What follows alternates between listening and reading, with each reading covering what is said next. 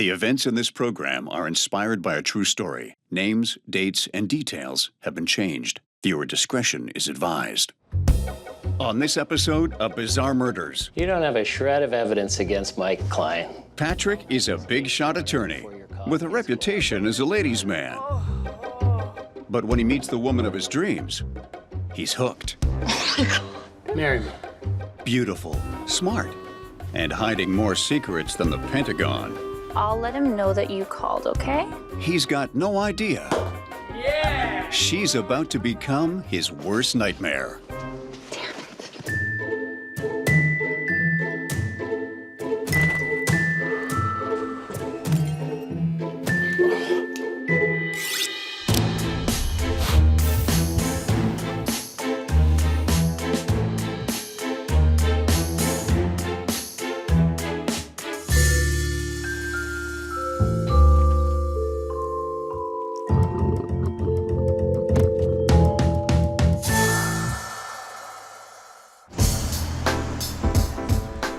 Savannah, Georgia.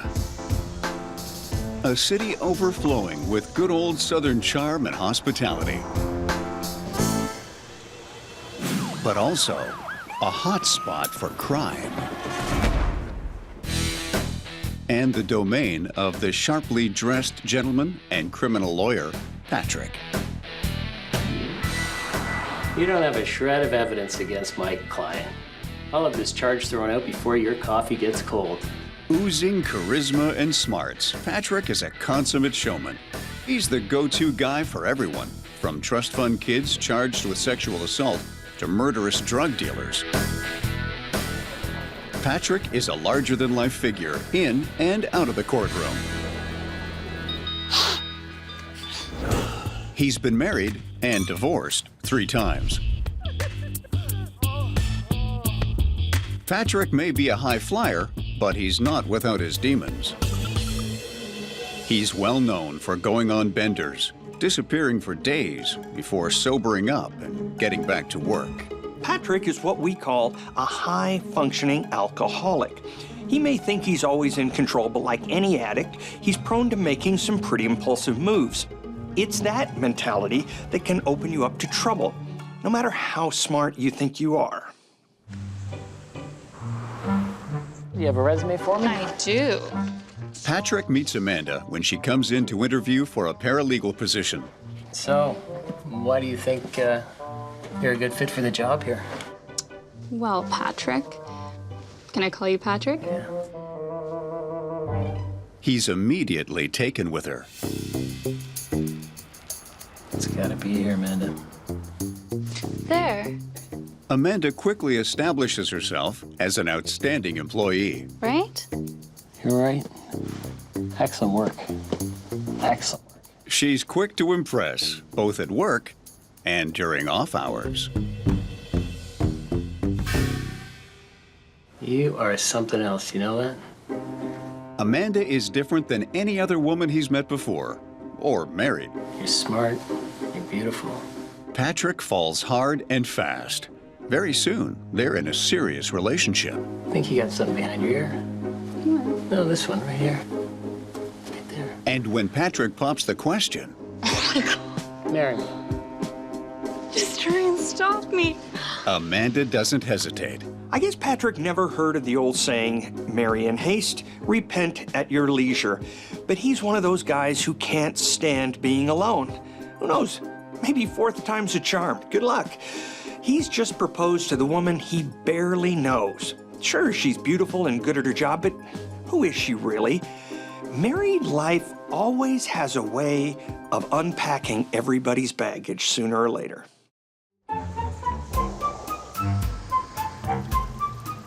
Amanda and Patrick settle into what looks like wedded bliss. Good morning, sweetheart. Thanks, babe. Breakfast is served. Pancakes your favorite? Patrick loves taking care of his new wife. With a side of diamond. That is so beautiful. For you. Oh, wow. I love it. Thanks, babe. And in turn, Yeah, come on, princess! Get moving, get moving! Amanda opens up a whole new world for Patrick. Run! Come on! Yes! when she introduces him to her passion, horse racing. She's hot! She's hot! She's coming! She's coming! She's coming! Yeah! We are in the money! From his first derby in mint julep, Patrick is hooked. And it doesn't take long for Amanda to convince Patrick to buy their own racehorse. Oh, my God! Sweet. Soon, they're in the winner's circle. What? But a few months after their wedding, Doesn't make sense. Patrick discovers the woman of his dreams isn't as perfect as he thought she was. The state bar accuses Amanda of embezzling nearly $100,000 from client trust accounts and siphoning it back into the firm. They're accusing you of embezzling $100,000. Like, what do you have to say for yourself? I don't know what to say. When Patrick confronts her, You have to forgive me. Amanda offers no explanation. Her husband's loaded, but she deliberately steals from his clients. What's the payoff? Either Amanda's not a very good thief or this is emotional blackmail. She's testing the limits of Patrick's love for her. Now, I call that some kind of baggage. Instead of letting Amanda pay the piper, Patrick, the ever-doting husband, pays back the money, packs up his practice, and the two lovebirds head east to start over with a clean slate. Patrick has fallen under the spell of his new bride, who's no ordinary trophy wife. But will her charms prove to be toxic? Patrick sets up a new practice in Greenwich, Connecticut as a real estate lawyer. And it's not long before his practice is thriving. Once again, he and Amanda are living the high life. Patrick and Amanda's passion for horses only grows with the move to Connecticut. And here's to victory. Yeah! They're now owners of 3 prize-winning stallions and fixtures on the racing circuit. No, sorry, he's not here right now. Want to talk to my dad now? I haven't seen him since the wedding. Well, I'll let him know that you called, okay? Yeah, please do. All right. Bye. Patrick's never been happier, Here you go, babe. but his family and friends are having doubts about his latest wife. Thank you. Who was that? Oh, it's just some pesky telemarketer. Cheers. Cheers. Amanda is extremely evasive when asked about her past, and his family complain she's cutting them off from Patrick. Even when his daughter Maggie digs into her past and finds out Amanda has been in trouble for writing a bad check, Patrick refuses to hear anything against her and cuts off ties. So we've got a new young wife whose sticky fingers put her husband in a dicey position. Patrick had to move his home and practice to save face. This looks like the earmarks of a narcissist who can't see how her actions reflect on anyone else. But now, Amanda is isolating Patrick from family and old friends, making him totally dependent on her for his happiness.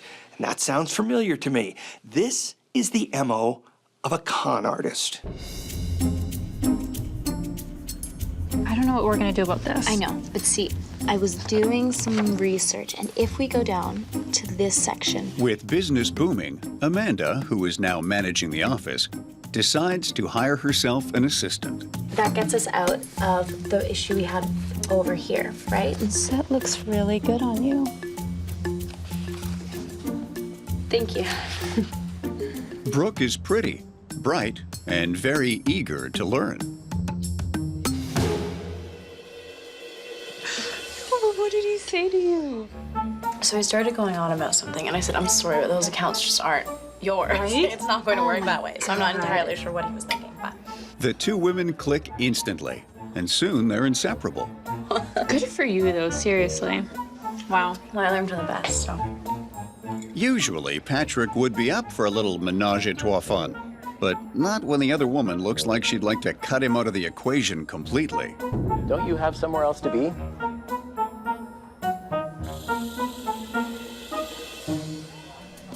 Here's a guy who turns a blind eye to his wife's embezzlement attempt, but not when somebody's making a play for her affections. Brooke seems as obsessed as he is about Amanda, and worse, Amanda appears to be returning the feelings. Love triangles can be messy. Who's gonna throw down first is anyone's guess.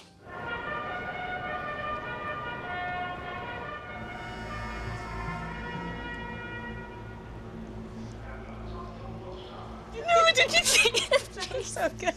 Oh, great. Right on time, 30 minutes late. And what is she doing here? Amanda, what is she doing here? No. I invited her. Get her out. Get her out. I want her out. I want her out. Tensions reach a boiling point when Brooke shows up unannounced at the biggest horse race of the season. You're fired. I want her out. You're I'm fired. fired. The Duchess Cup. You can't fire me. I don't work for you. Oh, So- I just did. I'm sorry, you're not my boss. I just fired you. Amanda, Patrick, fire your little whatever the take hell. it easy. Let's all Fired. just Get her go out. to the Derby and have a good time together. How about that? Oh, I've been having a great time. I'm not leaving, so you can just deal with that, or maybe you don't have to go to the Derby.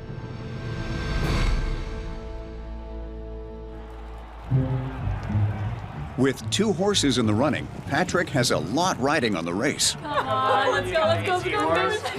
Run it. A $1 million purse, to be exact. So for now, he's laying off Brooke, but not the booze. Win me some money. Win me some money. 2 laps in, and Patrick is barely holding it together. I don't feel so good. Come on. Come on, run it. Run it. Run. Come on. No. He might be a killer in the courtroom, but Patrick ought to watch his back when it comes to competing for a woman's heart. God, he's so heavy. So disgusting. Smells like a tiki bar. Jesus Christ. Back in the hotel room, things go from bad to worse for Patrick. Let me get our medicine for our sick patient here. You don't need an FBI badge to see Amanda's made her choice and that she has a more permanent solution to her Patrick problem. Get rid of him for good. Time to take your medicine like a good boy. Patrick tries to beg for his life, but he's paralyzed. Whatever Amanda gave him is powerful. Why kill Patrick? For the money? And what's Amanda's plan once he's dead? It's going to be tough to explain how he died if there's an autopsy and they find poison in his system. And if she gets rid of the body, there's going to be other questions. Patrick is well known in legal and horse racing circles. People are going to notice if he's missing. Damn,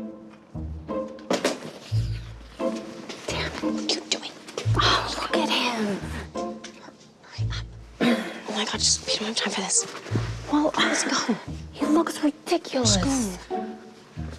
After managing to sneak Patrick out of the hotel, they drive to a secluded area so Amanda can get rid of the body. So the thing about poison is, if you're not an expert like you or me, chances are you don't know exactly how much you'll need or how long it'll take to do the job.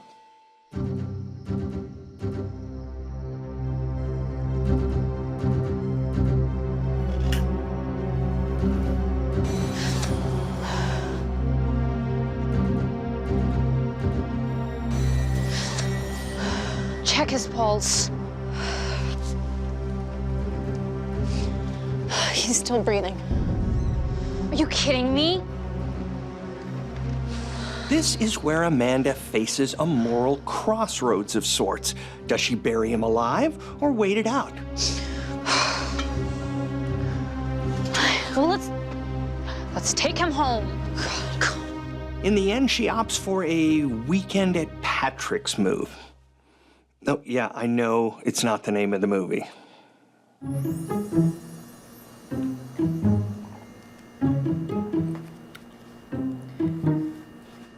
Can you go check on him? Okay.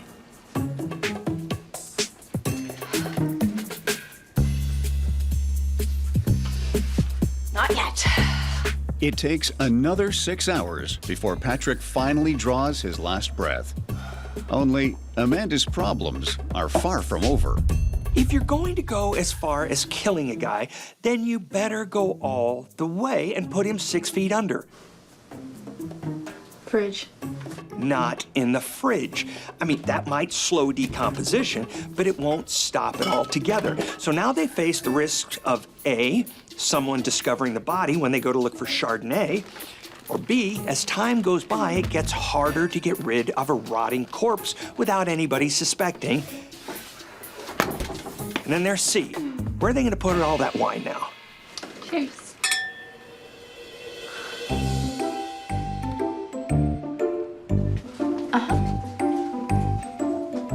Yeah. At first, when Patrick doesn't show up at the office, people assume he's gone on another bender.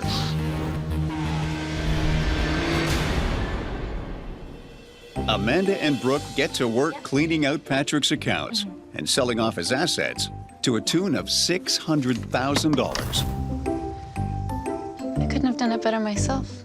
They liquidate everything except Patrick's prize-winning horses. I guess Amanda's got a sentimental streak. Or she just loves horses more than she loves people. While Patrick is stuffed in the wine fridge, they burn through his money on flashy new cars, wild nights out, and expensive jewelry.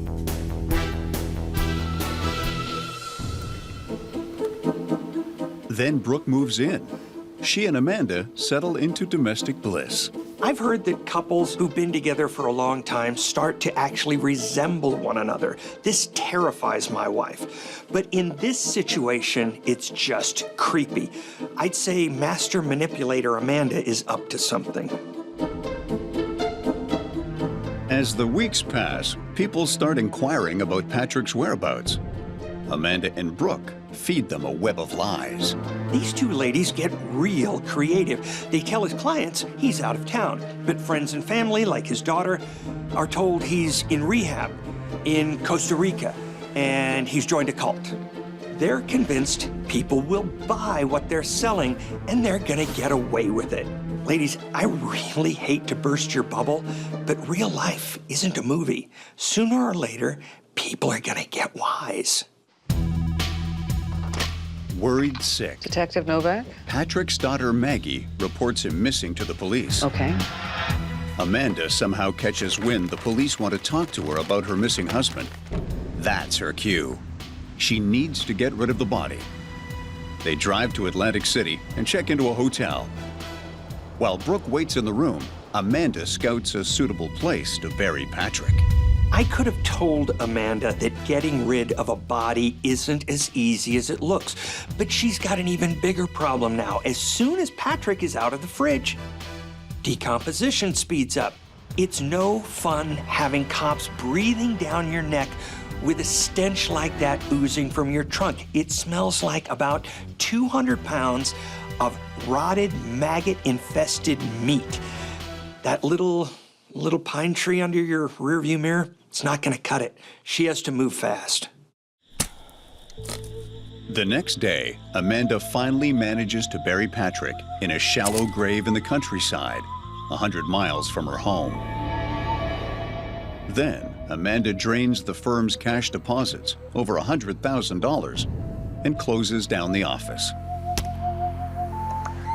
Finally, she sends Brooke a text.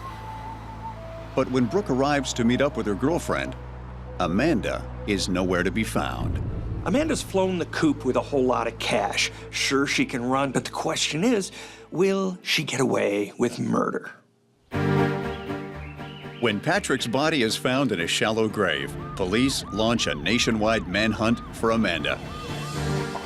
The coroner determines that Patrick died from ingesting large quantities of asapromazine, a common horse tranquilizer. I've seen my share of murder weapons, but this is a first. There is nothing common about death by horse tranquilizers. Amanda's big problem is she's practically pointed a finger at herself. It's no secret that she and Patrick owned horses, so she had access to what? Horse tranquilizer. That's means. She stole Patrick's money. That's motive. But ironically, if she hadn't put him in the fridge, she might still have gotten away with murder. See, decomposition destroys everything, including most poisons. If she'd buried him pronto, Patrick would have been worm food already, but preserving him meant the poison was still traceable in his organs and bodily fluids. Once the tox screen was run, it's good night, Amanda. Police dig into Amanda's background and discover she's got a rap sheet of over 100 frauds and theft offenses. And she's got 30 aliases. Among them, Elizabeth, the horse whisperer, Crystal, the real estate agent, and Shanti, the massage therapist. Her real name is Karen. Anyone with that many aliases gets as much of an adrenaline rush from scamming people as they do stealing money. They don't see the world the way you and I do. They're actors who spin tales to boost their own egos. Getting people to buy into the fantasy is what gets them off. And as soon as they've acquired the information to forge another identity, they're off to rinse and repeat. Authorities eventually track Amanda to Myrtle Beach, where it all began. She's got a new ID, a new job, and guess what? A new man. Amanda is arrested and gives a full confession. Amanda's got that gift that all clever con artists have, the ability to reinvent themselves. They instinctively know how to play their mark by becoming exactly what the mark needs them to be. They gain trust using many techniques, but it's all part of a big game. It all started when Patrick and I started to have marital problems. Brooke came into the picture, and to be honest, I did feel like we had something special. But why Amanda decided to kill Patrick instead of merely draining him dry? Could be she actually had real feelings for Brooke. But there was something wrong with her. It wasn't enough for her to just have me divorce him. But obviously not enough to take the rap all by herself.